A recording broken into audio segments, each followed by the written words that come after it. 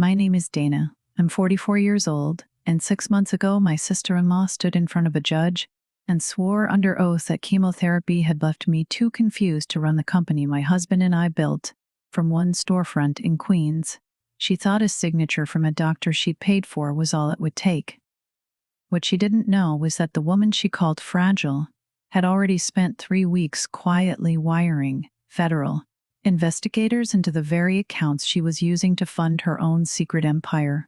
Some details in this story have been changed, but everything that happened is real to the person who lived it.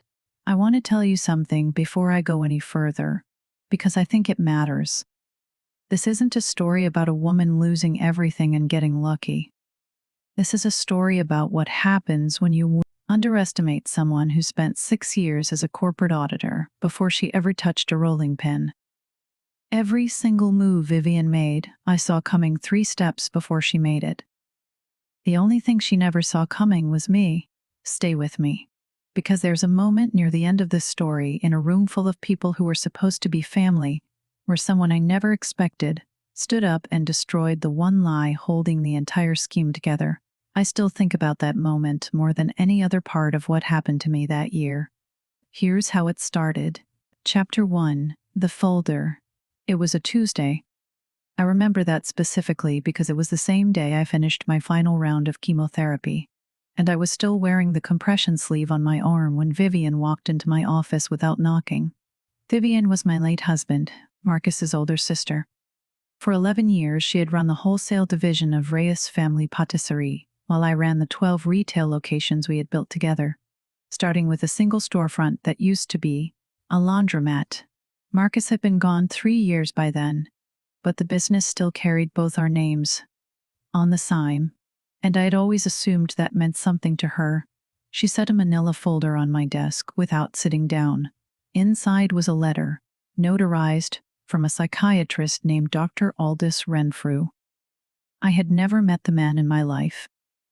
The letter stated that in his professional opinion, my cognitive function was significantly impaired by ongoing cancer treatment, and that it was medically advisable for operational control of the company to be transferred to a capable family member. While I focused on my recovery, "It's for your own good, Dana," Vivian said. She didn't quite look at me while she said it. People rarely do when they know they're lying. "You've been forgetting things, missing meetings. Grant and I just want to protect Marcus's legacy while you rest." I asked her which meetings I had missed. She couldn't name one. I had, in fact, missed exactly one meeting that entire year, and it was the day of my surgery. "The board votes Friday," she said, sliding the folder an inch closer to me. "It would be so much easier for everyone if you just signed the transfer voluntarily. Nobody wants this to get ugly." I did not sign anything that day. I asked her to leave my office. She did, but not before she glanced back at the folder sitting untouched on my desk. The way a person looks at something they already believe belongs to them. "I want you to understand something about me before this story goes any further. I did not build 12 bakeries by being naive, and I certainly did not survive a year of chemotherapy by being fragile. Before I ever learned how to laminate a croissant dough, I spent 6 years as a corporate auditor for a firm that specialized in exactly one thing: finding the exact place where a person had decided to lie on a spreadsheet. I know precisely what a set of cooked books looks like. And more importantly, I know exactly how long it takes an amateur to build one convincingly. That night, after Vivian left, I called the person at the company I trusted without reservation. Her name was Priscilla Fenwick, our head accountant, a quiet, meticulous woman who had worked with us since we opened our second location. I asked her a single question. Had Vivian requested access to any accounts outside the standard wholesale ledger in the past year? There was a long silence on the other end of the line. "I was hoping you'd ask," Priscilla finally said. That sentence changed the entire shape of my year. Chapter 2. The Ledger. Priscilla came to my house the next evening carrying a laptop and a level of nervous energy I had never once seen from her in 9 years of working together. She sat at my kitchen table, opened a spreadsheet, and began walking me through 14 months of transactions that, on paper, looked entirely unremarkable. That was the problem. They looked too unremarkable. A small percentage of every wholesale contract, Priscilla explained, had been quietly routed through a secondary vendor account. Not stolen outright, diverted in amounts small enough that no single transaction would ever raise a flag on its own. The account belonged to a company called Maison Loft Bakery Group, a boutique chain 3 towns over, that had somehow opened 4 new storefronts in the last 14 months, despite mediocre reviews, no visible investors, and a marketing budget that made no sense for a business that size. I asked Priscilla who owned Maison Loft. She turned her laptop screen toward me. The registered owner of record was Vivian Reyes. I sat back in my chair and let that settle for a moment. Vivian had spent over a year quietly building a competing company, using our suppliers, our contracts, and money that technically still belonged to Reyes family patisserie, and she had done it patiently enough that not one board member had noticed. And now she needed full operational control of the parent company. Not because she cared about protecting Marcus's legacy, and because she needed to make absolutely sure that nobody with my background ever sat close enough to the books to see what she had built underneath them. The psychiatric letter wasn't about protecting me. It was about silencing the one person in the building who could read a balance sheet well enough to catch her before she finished. I want to be honest with you about something. My first instinct, when Priscilla finished talking, was pure rage. I wanted to call Vivian that night and read her every line of that spreadsheet myself. But rage gets you a shouting match in somebody's kitchen. It gets you dismissed as the bitter, emotional woman going through cancer treatment. Patience gets you a folder a judge cannot argue with. So I chose patience. It was, without question, the hardest professional decision I have ever made. For the next 3 weeks, while Vivian quietly told board members I was too fragile to be trusted with day-to-day decisions, Priscilla and I sat at my kitchen table almost every night after the stores closed, tracing every wire transfer, every forged vendor invoice, every shell payment that ran through Maison Loft. I didn't raise my voice to anyone. I didn't confront Vivian in the hallway. I built a folder of my own, quietly, the same way she had built hers. If you've ever had to sit across from someone who wronged you and smile like nothing was wrong, while you gathered exactly what you needed to end them, you already understand the particular kind of discipline that takes. Tell me in the comments if you've lived a version of this. I read every single one, but the folder Priscilla and I built together was only the financial half of what was coming. The personal half arrived 4 days before the board vote, at 11 o'clock at night, in the form of a phone call I did not expect at all. Chapter 3, Sloane's Call. The phone rang while I was still awake, going over Priscilla's spreadsheet for what felt like the 100th time. The caller, ID, showed Sloane, Marcus's daughter from his first marriage. She was 26, and in the 3 years since Marcus passed, our relationship had always been polite, careful, a little distant. I had genuinely never been sure if Sloane liked me or simply tolerated me out of respect for her father.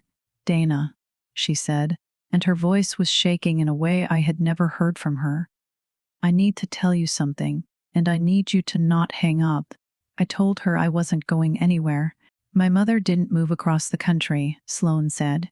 I sat down slowly on the edge of my bed. Renata, Marcus's first wife, had left the state 8 years earlier, shortly after the divorce, and had been, as far as anyone in the family understood, entirely gone from our lives ever since. She's 40 minutes away, Sloane continued. She's been living 40 minutes away this entire time, Dana. And Vivian has been paying her every month for 8 years to stay quiet and stay gone. I asked her why. My mind was already racing ahead of the answer, the way it does when you've spent your career finding the shape of a lie before someone finishes telling it. Because if my mother ever contested my father's estate, or came back into the family publicly, it would have complicated everything Vivian was planning for after he died. Sloane said. She needed my mother out of the picture permanently, and she needed me dependent on her, so I'd never ask questions. I want to pause here, because this is the point in the story where I stopped seeing Vivian as a woman who had made one greedy decision, and started seeing her as someone who had been quietly rearranging an entire family for the better part of a decade. There's more, Sloane said, and her voice dropped even lower. I found amended trust documents on her desk last week. She's writing me out of the family trust the same way she's trying to write you out of the company. I'm not just watching this happen to you, Dana. I'm in it too. I asked her the only question that mattered. Do you have proof? I recorded her, Sloane said, explaining all of it to Grant in their kitchen 2 weeks ago. The company, the forged letter, my mother, all of it. I've had it saved on 3 separate devices since the night I made it, because I was terrified she'd find out and take my phone. I sat in the dark of my bedroom for a long time after that call ended. Not because I was afraid of what was coming, because I finally understood in full exactly how deep this went, and exactly how much larger the fight in front of me actually was. Chapter 4. The Man Following Me. 3 days before the board vote, I noticed a gray sedan parked across the street from my house for the second morning in a row. I want to be clear that I am not, by nature, a paranoid person. But 6 years of forensic auditing teaches you to notice patterns, and a car that parks in the exact same spot at the exact same time 2 mornings in a row is a pattern. I did what any reasonable person with my particular training would do. I photographed the license plate, wrote down the time, and called Priscilla to ask if anyone from the wholesale division had mentioned hiring outside security or investigators recently. Priscilla went quiet again, the way she had the first night I called her. Grant mentioned something to one of the warehouse managers, she said carefully, about making sure nobody was, in his words, digging where they shouldn't be digging. It turned out Vivian and Grant had hired a private investigator named Colton Reyes Marsh, no relation, a former insurance fraud examiner who had built a small, quiet business out of digging up dirt on people who were, inconveniently, in the way of a settlement. His job, as far as I could piece together, was not to follow me for evidence of incompetence. It was to make sure I hadn't already found what I had, in fact, already found. I did not call the police. I did not confront the man in the sedan. Instead, I did something Vivian would never have expected from a woman she believed was too foggy from chemotherapy to notice a stranger parked outside her own front door. I had Priscilla quietly pull every invoice Colton Reyes Marsh had ever submitted to any company tied to Vivian, going back 3 years. What we found changed the entire scale of this story. Colton hadn't just been hired to watch me. He had been on retainer with Vivian for over 2 years, and in that time, he had done extensive work investigating and, in one case, quietly intimidating a former Maison Loft employee who had once threatened to go to the state licensing board over irregularities in the company's supplier contracts. That employee had resigned suddenly, signed a strict non-disclosure agreement, and left the state within a month. Vivian hadn't just built a competing company on stolen money. She had built a system for silencing anyone who got close enough to see it. I remember sitting with that information for a long moment, feeling something shift in my chest. This was no longer only about a company or an inheritance. This was about a pattern of behavior stretching back years, and I was simply the most recent name on a list that already had at least one other person on it. If part of you is starting to wonder how much worse this gets before it turns, hold on to that feeling. It gets considerably worse before it turns. I want to tell you about the one time I confronted Colton directly, because I think it says something important about the kind of person Vivian had hired to protect her secret. It was a Thursday evening, and I was walking back from the flagship location after closing, the same route I had walked 1,000 times in 11 years. The gray sedan pulled up slowly along the curb beside me, and the passenger window came down. You should tell your sister-in-law to call off whatever this is, I said, without stopping, without turning to face him directly. Following a cancer patient home from work isn't exactly the kind of thing that holds up well in front of a judge. Colton didn't deny who he was, which told me almost everything I needed to know about how confident he felt in that moment. I'm just doing a job, Mistress Reyes, he said. Nothing personal. People hire me to make sure certain things stay quiet. That's all this is. Is that what you told the employee who used to work at Maison Loft? I asked, before she signed the paperwork and left the state.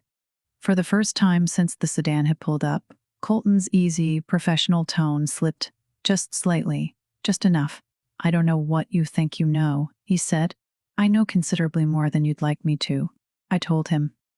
And I'd think very carefully, if I were you, about whose side you actually want to be standing on when this is finally over. Because I promise you, it is going to be over soon, and it is not going to end the way your client thinks it will. I kept walking. I did not look back to see his expression, though Priscilla, who happened to be watching from the bakery's front window at my request, later told me he sat there for nearly a full minute before finally driving away. I never saw the gray sedan parked outside my house again after that night. Whether that was because Colton genuinely reconsidered his position, or simply because Vivian redirected his attention elsewhere once she realized how close I already was to the truth, I honestly never found out. But I want you to notice something about that exchange, because it matters for what comes later in this story. Colton was the first person in Vivian's carefully built circle to hear, directly from me, that I already knew far more than anyone had given me credit for. He would not be the last person to make that particular miscalculation, and he would not be the last person to quietly reconsider his loyalties once he understood exactly how much danger he was actually standing in. Chapter 5. The Money Behind the Money. Here is where the story stopped being about Vivian at all, and started being about someone I had never even heard of. Priscilla and I had assumed, reasonably, that the funds flowing into Maison Loft Bakery Group came entirely from the diverted wholesale contracts. The math didn't fully support that assumption. 4 new storefronts, built out with commercial-grade equipment, staffed and operating within 14 months, cost considerably more money than a slow trickle of skimmed contract percentages could explain. Priscilla found the discrepancy first. A recurring wire transfer, arriving quarterly, from an entity registered in a state 3,000 miles away, under the name Holloway Capital Partners. It took nearly a week of careful, patient digging, most of it done by a forensic contact Priscilla knew from a previous job, to determine that Holloway Capital Partners was not a venture fund at all. It was a shell entity controlled by a man named Desmond Holloway, who had, over the past decade, quietly financed at least 6 small regional businesses that later turned out to be laundering vehicles for an unrelated, larger financial crimes investigation already underway in another state. Vivian was not simply stealing from us to fund her own ambition. She was, whether she fully understood it or not, laundering money for a man whose name federal investigators in another jurisdiction were already circling. I sat with Priscilla in my kitchen the night we confirmed this, and for the first time since the folder had landed on my desk, I felt something closer to dread and anger. Because a woman quietly stealing from her family's company is a civil matter. A woman unknowingly or knowingly laundering money for a man already under federal financial scrutiny is an entirely different kind of danger for everyone standing close enough to be caught in the blast radius. When it finally collapsed, I made a decision that night that I do not regret, but that I want to be honest about because it changed the entire direction of this story. I picked up my phone and called an old contact from my auditing days, a woman named Reagan Okafor, who now worked in the financial crimes division of a federal agency. I did not call her because I wanted Vivian destroyed. I called her because I understood with absolute clarity that this was no longer a fight I could win quietly. At a kitchen table with a folder and a spreadsheet, Reagan listened to everything I told her without interrupting once. When I finished, she was quiet for a moment. "Dana," she said, "you did the right thing calling me before the board vote instead of after. Do not confront your sister-in-law directly again. Let us build around what you've already found." I promised her I would. I did not entirely keep that promise, but I'll get to that. Chapter 6. The Pattern. 2 days before the board vote, I asked Priscilla to do one more thing for me, something small, almost an afterthought compared to everything else we had uncovered. I asked her to look into Dr. Aldous Renfrew, The psychiatrist whose signature was sitting in the folder Vivian had placed on my desk. It took less than a day to find what I suspected we would find. Dr. Renfrew's medical license had been suspended twice in the past decade for issuing competency evaluations without conducting proper in-person assessments. In both prior cases, the evaluations had been commissioned by family members involved in disputes over inheritance or business control. In both prior cases, the person declared incompetent had later been proven, through independent evaluation, to be entirely sound of mind. I was not the first person Vivian's circle had tried to erase this way. I was the third. I sat with that fact longer than almost anything else in this entire story. Somewhere out there were at least two other people who had lived through some version of exactly what was happening to me, who had been told by a paid stranger with a medical license that their own minds could no longer be trusted. Also, someone standing to profit from their silence could take what wasn't theirs. Priscilla found a little more, in the days that followed, about one of those two prior cases. And I think it's worth telling you, because it changes how you understand the scope of what we were actually dealing with. The first suspension, 7 years earlier, involved an elderly man in a dispute over a family furniture business, declared incompetent by Dr. Renfrew at the request of a nephew who stood to inherit controlling shares. The man was later independently evaluated, found to be entirely competent, and the nephew's petition was thrown out of court, though by then the business itself had already changed hands twice and never fully recovered. The second suspension, 4 years later, involved a woman roughly my own age, recovering from a serious car accident, declared incompetent by Dr. Renfrew at the request of her own brother, during a dispute over their late mother's estate. That case had taken over 2 years to fully resolve in the woman's favor, and from what Priscilla could find in the public record, it had cost her nearly all of her savings in legal fees along the way even after she won. I remember thinking, reading through those two cases at my kitchen table, that Vivian had not stumbled onto Dr. Renfrew by accident. Someone in her circle, likely Grant, given his college connection, had known exactly what kind of doctor they were hiring and exactly how reliably he had done this specific job for other desperate, greedy families before. That was, in some ways, the detail that unsettled me most. Not that Vivian was capable of this, that an entire quiet industry existed around doing it, patiently, repeatedly, to people who had done nothing wrong except become inconvenient to someone else's ambition. Grant, it turned out, had gone to college with Dr. Renfrew, a detail Sloane's recording had already hinted at, but that Priscilla's research confirmed completely. Grant was not simply a passive husband standing quietly behind his wife's ambitions. He had actively arranged the fraudulent evaluation, twice removed from any paper trail that would connect his name to the letter directly. Every piece of this story was interlocking now. Vivian's stolen contracts, Holloway Capital's laundered money, Colton's quiet intimidation campaign, Grant's fraudulent doctor, Renata paid into silence for 8 years, Sloane's inheritance quietly being erased. It was not one betrayal. It was an entire architecture of betrayal, built patiently over years, and I had stumbled into it during the worst physical year of my life. Expected to be too tired and too sick to notice any of it. I want to tell you something plainly, because I think it matters to anyone listening who has ever been underestimated during the hardest chapter of their own life. Being sick did not make me slower. It made me more careful. There is a particular clarity that comes from staring down your own mortality that strips away every unnecessary hesitation you used to carry. I was done being careful for Vivian's comfort. I was only going to be careful for my own case. Chapter 7. The ambush in my own kitchen. The night before the board vote, Vivian showed up at my house unannounced, and this time she did not come alone. Grant was with her, and so was my late husband's mother, Corinne, a woman in her 70s who had always treated me with a distant, formal kindness that I had never quite been able to read as warmth or performance.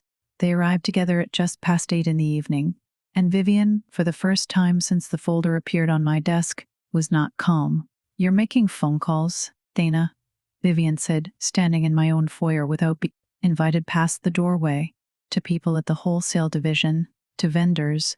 What exactly do you think you're doing?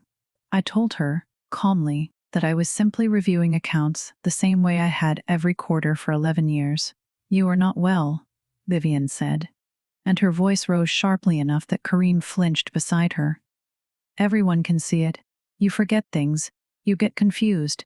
Dr. Renfrew's evaluation was thorough and completely professional, and if you fight this tomorrow, you are only going to hurt yourself in front of the entire board. Corrine stepped forward then, and for a moment I genuinely did not know which direction she was going to go. Dana, Corrine said softly, I've known you for 11 years.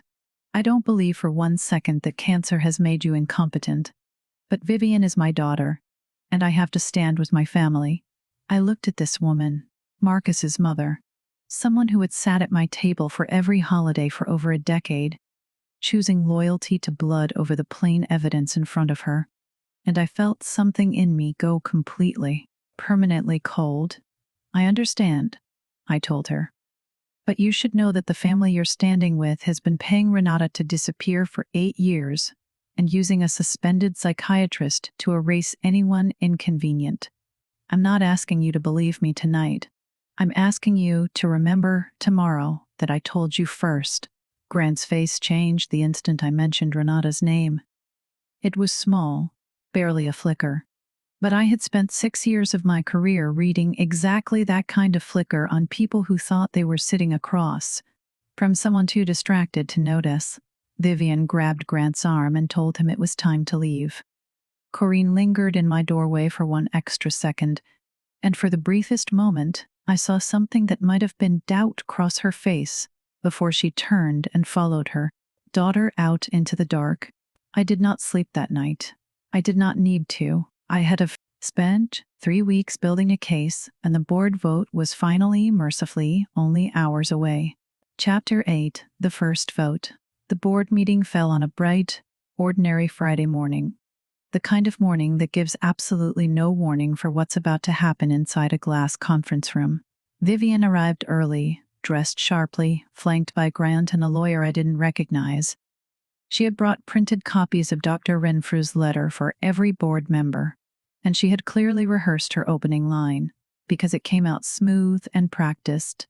I know this is difficult, she said, folding her hands on the table, looking at me with careful, performed sympathy. But Dana's health has to come first.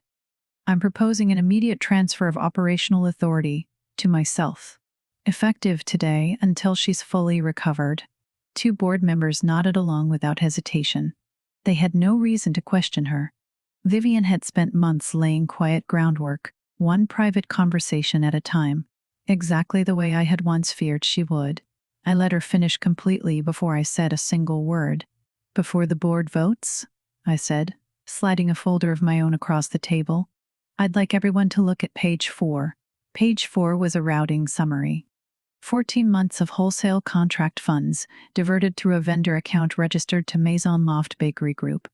Registered and signed, in black and white, to Vivian Reyes. The room went very quiet. This is a fabrication, Vivian said, her voice sharpening instantly. Dana is unwell. She's grasping at anything she can find to hold onto control of a company she can no longer manage. Then you won't mind Priscilla walking the board to the original bank statements, I said. Priscilla stood, opened her laptop, and began. I watched 2 board members lean forward, their expressions shifting from polite discomfort to genuine alarm as the numbers rendered on the shared screen. Vivian's lawyer leaned in and whispered something urgent in her ear. Grant's face had gone the color of old paper. This should have been the moment everything ended. It wasn't. Because Vivian, cornered and visibly panicking, reached for the one card she still believed would work. Even if any of that were somehow true, Vivian said, standing, her voice climbing, it changes nothing about my proposal. Dr. Renfrew's evaluation still stands.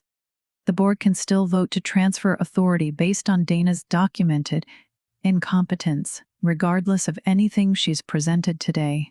I want you to notice something here. because it's the exact moment that told me everything I needed to know about how far Vivian was prepared to go. She had just been shown clear evidence that she had stolen from the company for over a year, and her instinct was not to explain herself. It was to fall back immediately on the fabricated medical letter, because she had built her entire plan believing no one would ever look closely enough to question either piece of it. The board chairman called for a short recess instead of an immediate vote.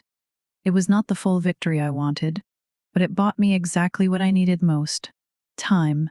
Chapter 9. Building the Trap. During that recess, I did something I had been carefully planning for days, something Reagan Okafor had specifically warned me against doing, entirely on my own, and something I do not entirely regret despite the risk. I asked Priscilla to quietly reach out to Reagan and confirm that federal investigators, already looking into Desmond Holloway's laundering network, would be formally requesting the company's financial records within days, regardless of anything that happened in that boardroom. That meant the evidence was coming, with or without my help, whether Vivian confessed or not. But I also understood something Reagan's investigation could never fully capture on its own. The recording Sloan had made, of Vivian explaining the entire scheme to this Grant in their own kitchen, was not evidence a federal financial crimes division would necessarily prioritize. It was, however, exactly the kind of undeniable human proof that would destroy any remaining credibility Vivian had left, with the one audience that still mattered most in that specific room: the board. I called Sloan during the recess and asked her one question. Was she willing to stand up in front of the board and play what she had recorded? There was a long pause on the line. She's still my family, Sloan said quietly. So am I told her. And so was your mother, before Vivian decided she was inconvenient. Sloan didn't answer right away. When she finally spoke again, her voice had changed, steadied into something I hadn't heard from her before. I'll be there, she said. I'm bringing the recording. I did not tell Vivian that Sloan was coming. I did not tell Grant. I let the recess end exactly the way Vivian expected it to, with the board reconvening, cautious but not yet convinced, still weighing a folder of numbers against a signed medical letter neither Priscilla nor I had fully discredited in front of them yet. That was about to change. Chapter 9.5. Grant's call. There is one conversation I haven't told you about yet, because it didn't happen in a boardroom or a kitchen or a courtroom. It happened on my own front porch, the night before the board reconvened, and it is the piece of this story that still surprises me most when I think back on it. Grant showed up alone, without Vivian, sometime after 10 at night. He looked like a man who had not slept in several days, which, as it turned out, was exactly accurate. I'm not here on Vivian's behalf, he said, standing awkwardly at the bottom of my porch steps, refusing to come any closer. I need you to understand that whatever happens tomorrow, I didn't know about Holloway. I swear to you, Dana, I had no idea where that money was actually coming from. I thought it was investors, real investors. I want to be honest about my reaction in that moment, because it wasn't sympathy, though I understand if it sounds like it should have been. It was something closer to careful curiosity. A man that frightened, that late at night, standing on the porch of the sister-in-law his wife had spent months trying to destroy, is a man who has already started calculating how to survive what's coming, and is looking for the first safe place to start doing it. You arranged the letter with Dr. Renfrew, I said. That much I already know for certain. Grant didn't deny it. He simply nodded, staring down at his own shoes. I can help you, he said quietly. Tomorrow, if it means anything in exchange. I told him the truth because I believed it was the only thing that would actually reach him. It's not really my decision anymore.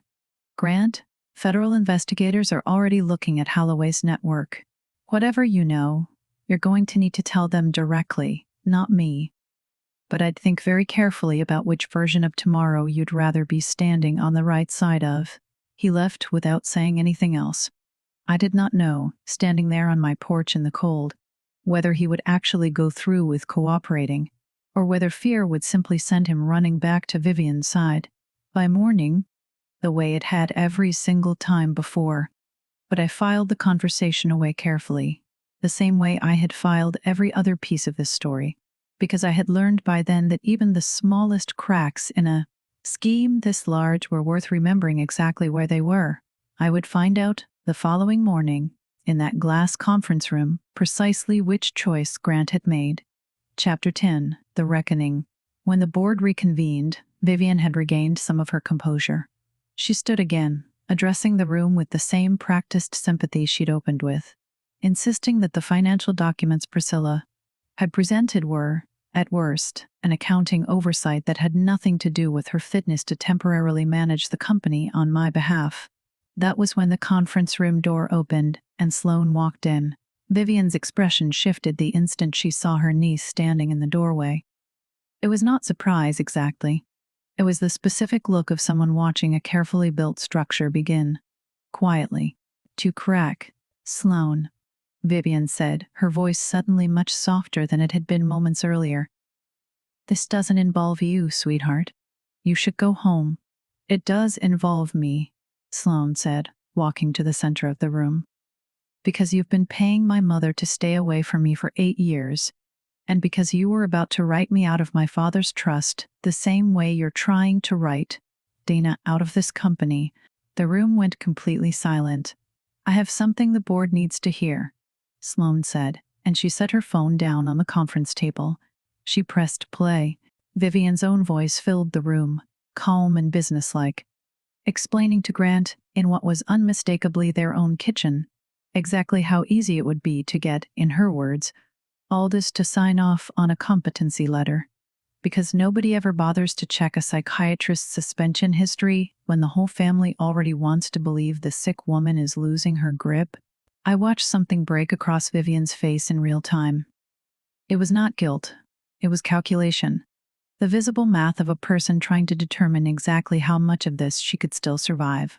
"That is a private conversation taken entirely out of context," Vivian said, her voice climbing again.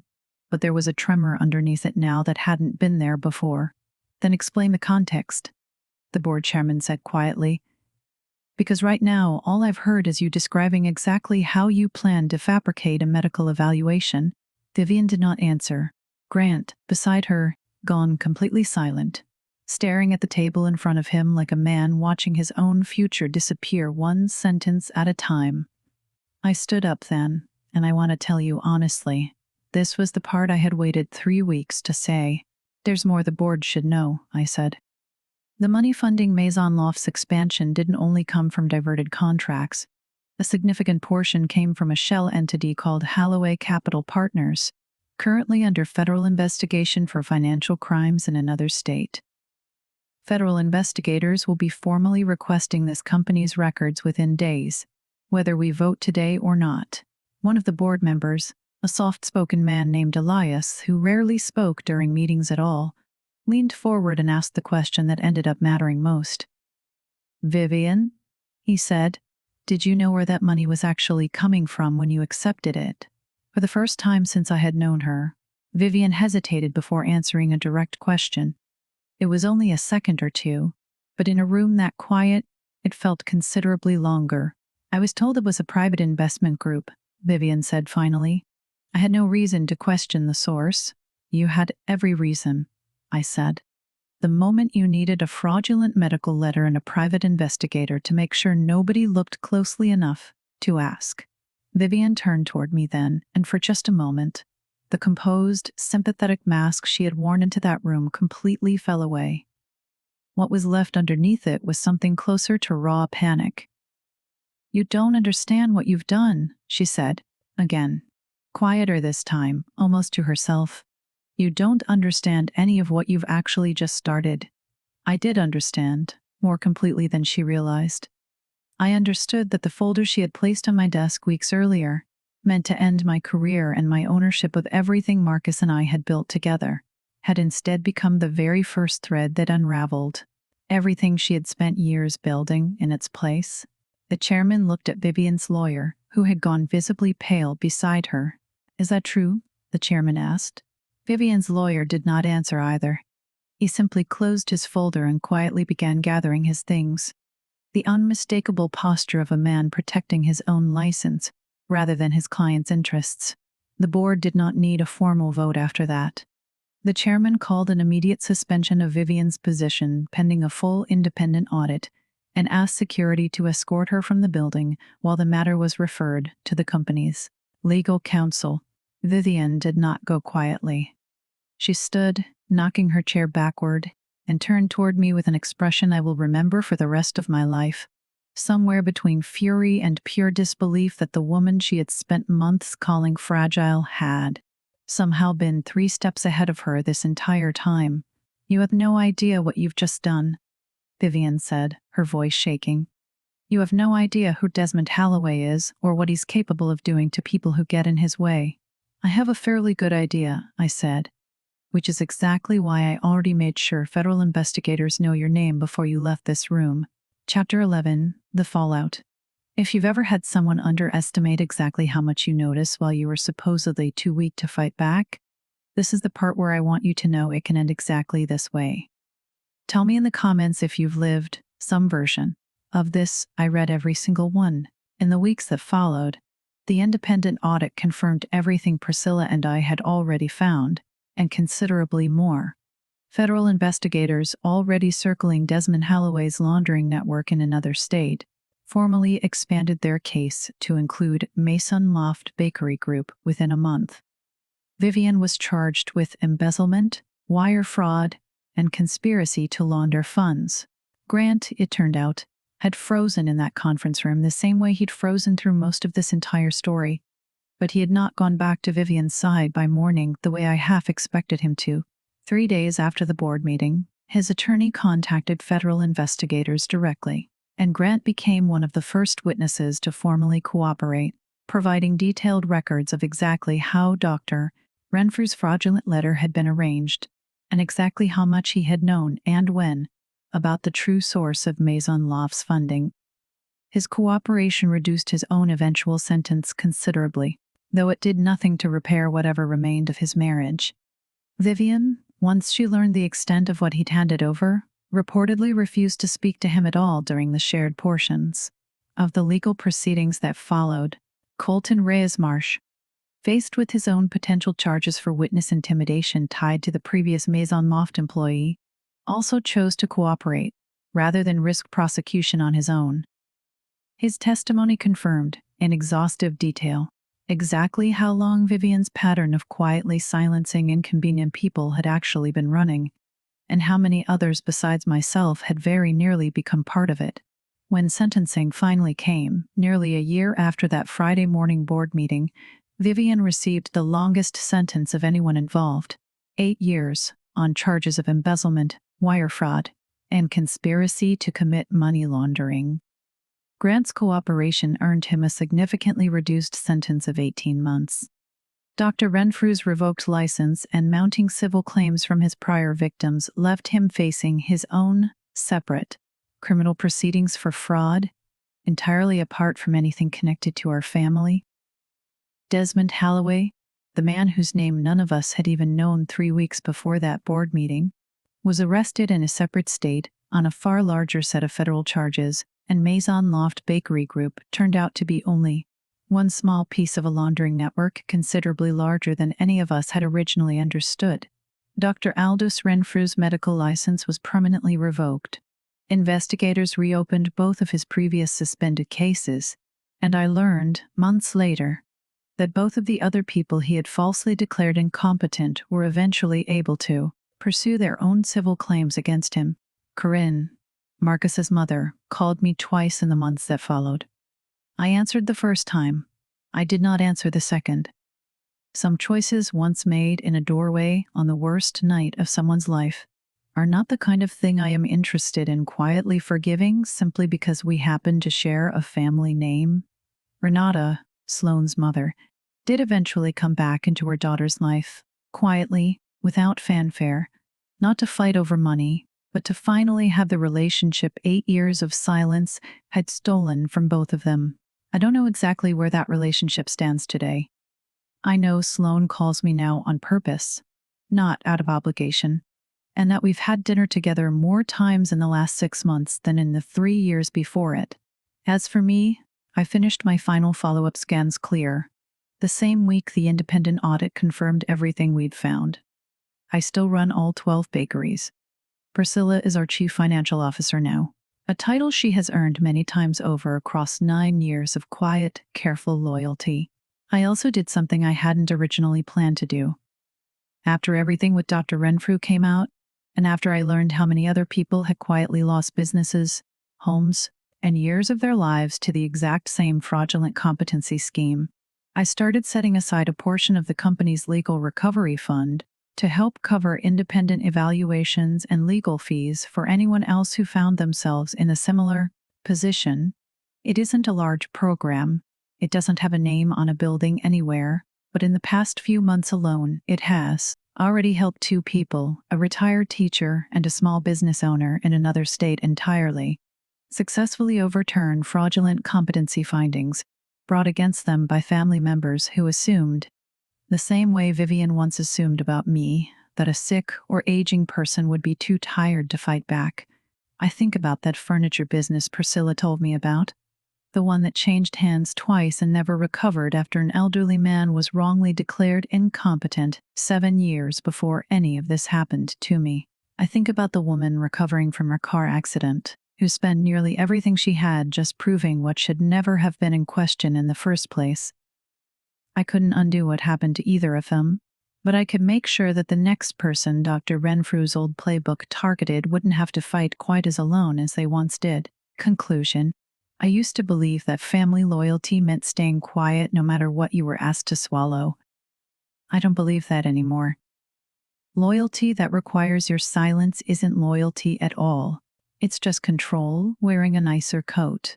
I did not build 12 bakeries, survive a year of cancer treatment, and dismantle an entire architecture of quiet, patient betrayal by being the fragile woman Vivian needed me to be for her plan to work. I did it by being exactly who I already was long before any of this started. Careful, patient, and considerably harder to underestimate than anyone in that family ever gave me credit for.